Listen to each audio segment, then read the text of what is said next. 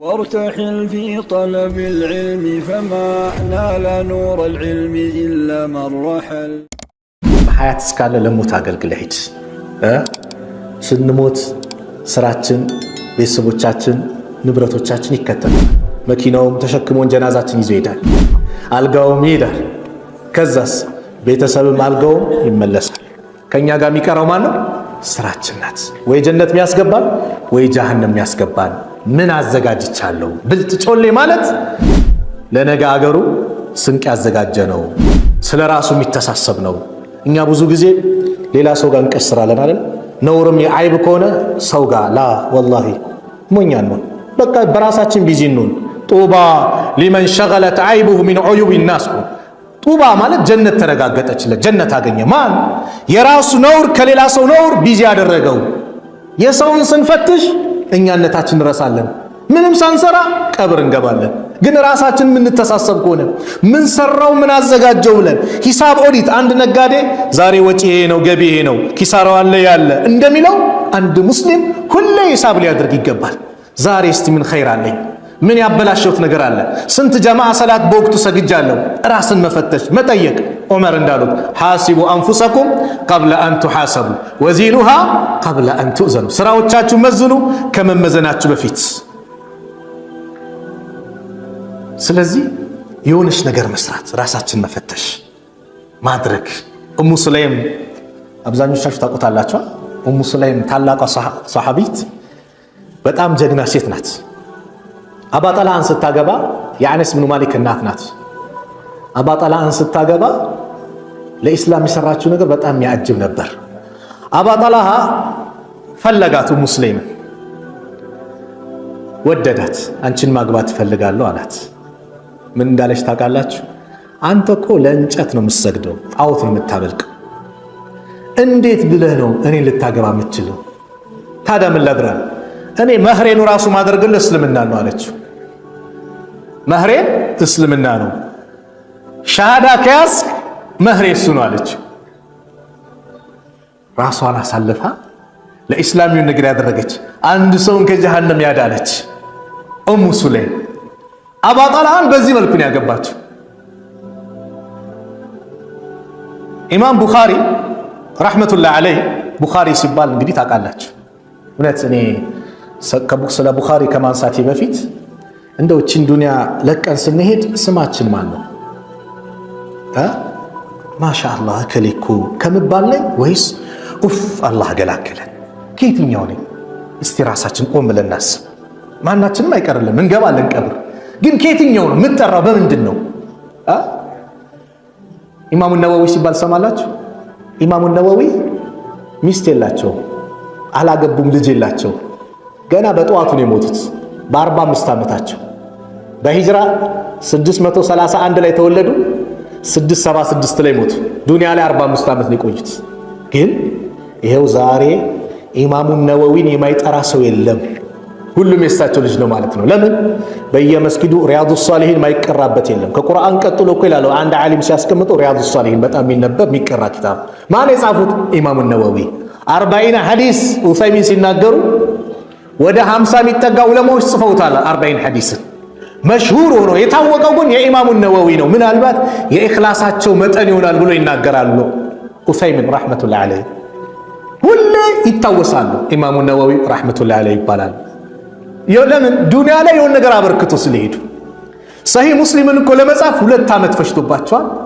ፍርጎናቸው ፍራሽ አልነካም ነበር ይባላል ያን ሲጽፉ ያን ኪታብ ሸርህ ሲያደርጉ ማለት ነው አንድ ቀን የሆነ ሸት ነገር ለመግዛት ሳንቲም አጡ ያው ስሙን ይለበለው ሳንቲም አጡ ወቅቱ ኢንሻአላህ ጀነት ላይ እንገናኛለን ብሎ ሄዱ በዚህ ሁኔታ ዑለማዎች እንዲህ አልፈዋል ግን ለየሆነ ነገር አበርክቶ ሄደዋል ቡኻሪ መሐመድ ቢን እስማኤል የቲም ሆነው ያደጉት እኔ እሳቸው የከፈሉት መስዋዕት ያጅበኛል ኢማም ቡኻሪ ከእስልምና ከቁርአን ቀጥሎ ትክክለኛ የሐዲስ ምንጭ ተብሎ በቁጥር 1 የሚያዘው ምንድነው ሰሂህ ቡኻሪ ነው አይደል ኢማም ቡኻሪ ይሄን ሐዲስ እንዴት ነው የሰበሰቡት እናትየው ንብረት ሽጣ ምን ብላ የነብዩ ሰለላሁ ዐለይሂ ወሰለም ሐዲስ እንዲሰበስቡ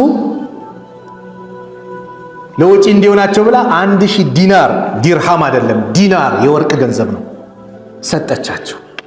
መንገድ ጀመሩ። አንድ ቀን የሚሳፈሩበት መርከብ ነበረ። ተሳፈሩ።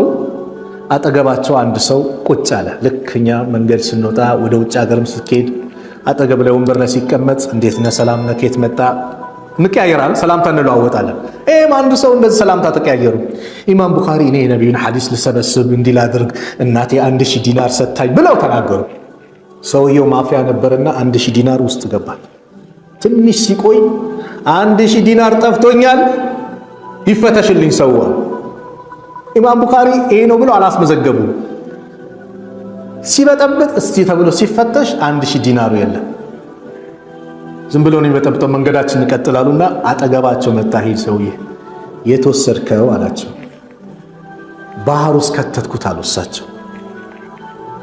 1000 ዲናር ሙሉ ባህር ውስጥ ከተትከው? አዎ። ለምን? ነግሬሃለሁ፣ የነቢዩን ሐዲስ ልሰበስብ ነው የመጣሁት ብያለሁ። ሐዲስ ሰሂህና ደዒፍ አለው አይደል? ደዒፍ ከሚሆንበት አንዱ ምንድነው? ሲልሲላው ላይ እዛ ሰነዱ ላይ እከሌ የሚባል የሚዋሽ ሰው አለ፣ ታማኝነቱ ምናምን ይታያል።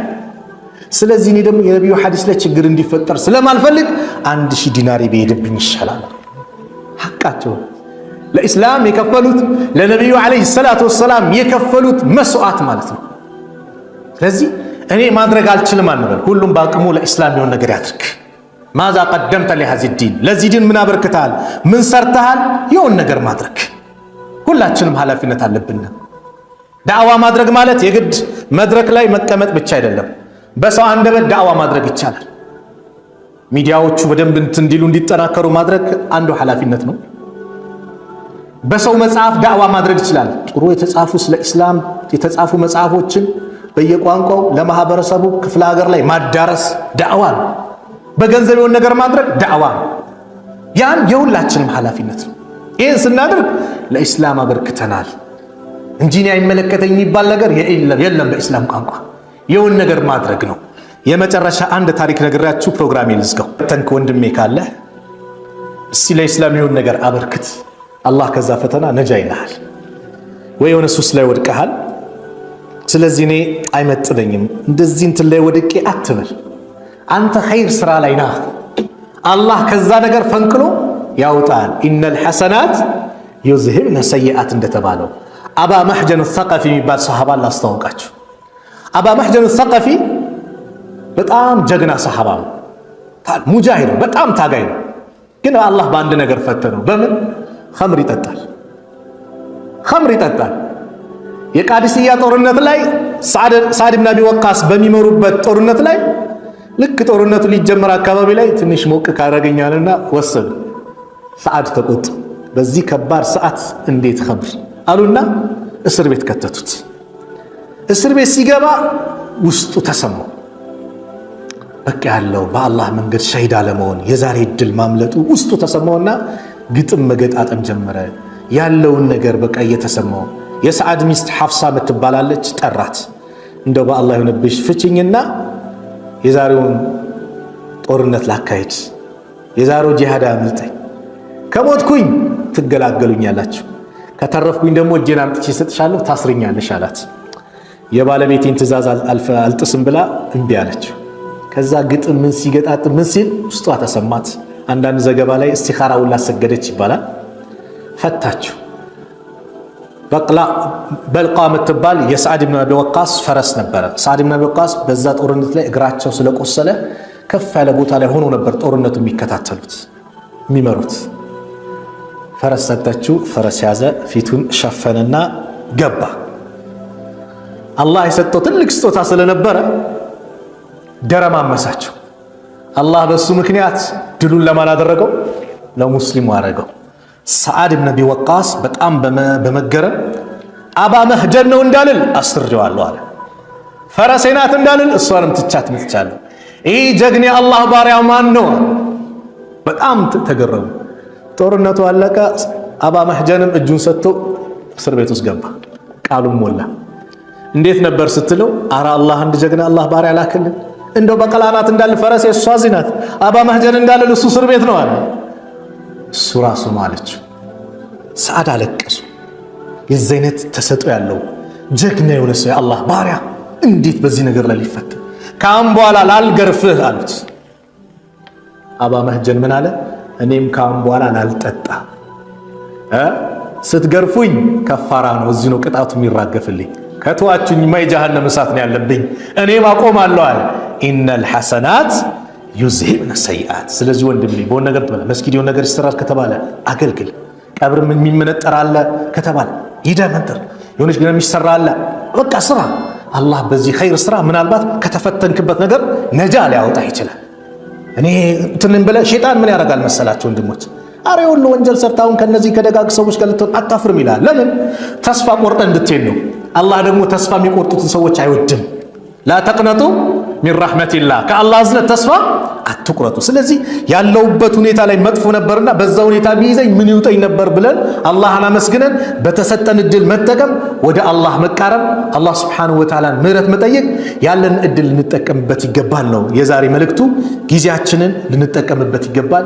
ጊዜ ቀላል አይደለም። አላህ የማለበት ጉዳይ ነው። ወለዐስር ኢነል ኢንሳነ ለፊ ኹስር ኢለ ለዚነ አመኑ ወዐሚሉ ሷሊሓት ወተዋሰው ቢልሐቅ ወተዋሰው ቢሰብር። ወልዐስር አለ አላህ። በዘመናት እምላለሁ ወይም በዐስር ሰላት ወቅት ወይም በነቢዩ ዘመን ተባለ።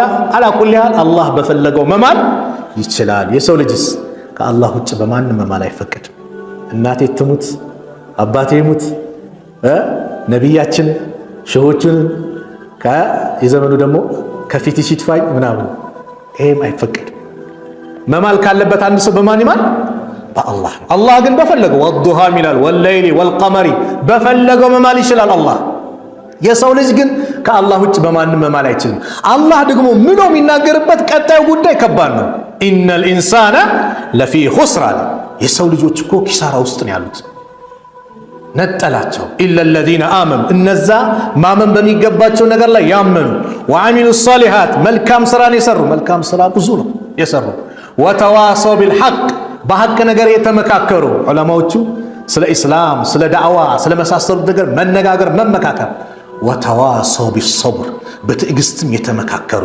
ለዚህ ነው ኢማሙ ሻፊዒ ረሕመቱላሂ ዐለይህ አንድ ኪታባቸው ላይ ምናሉ?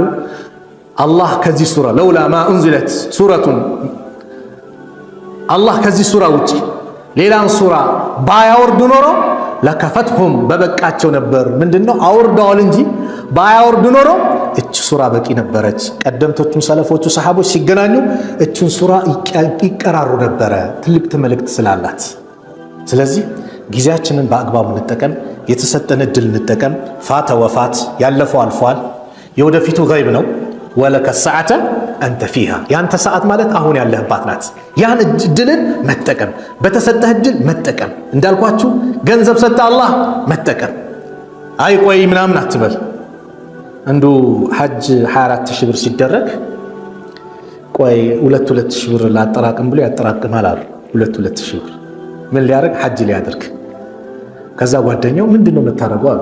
አይ ሐጅ ላደርግ 2 ሺህ ብር እያጠራቀምኩ አመት ሲሞላ 24 ሺህ ይሞላል እሄዳለሁ አሉ። አላህ ሁሉ ሀብት ሰጥቶ እኔ አንተ ሀብት ቢኖረኝማ ወዲያው ነበር የሚሄደው። እንደው አልሐምዱሊላህ ብላ አትልም እንዴ?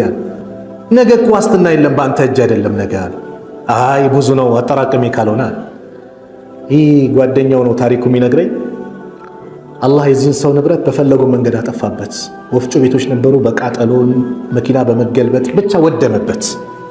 ይህ ሰው ምን ይቆጭ ነበር? ምን ነው ሐጅ ባደረኩ ይል ነበር። ስለዚህ የሆነ በተሰጠ ሰዓት ላይ እድል ላይ ማንኛውም ነገር መጠቀም፣ አላህ ፉርሳውን ሲሰጥህ ያንን ፉርሳ መጠቀም ነው። ላናገኘው እንችላለን። ለነገው ቦታ ቤታችን ማዘጋጀት ያው ነው ጭንቀታችን መሆን ያለበት። በቃ ጭንቀታችን ነገ ቀብር ስገባ ልክ ስሞት ስሜ ይቀየራል። የሁሉም ስም ጀናዛ አይደል ሬሳ ነው የሚባለው፣ ስሙ ይቀየራል። ሱብሃንአላህ። ይህ ሰው ታዲያ እንዴት በጊዜው እንዴት ይባክናል?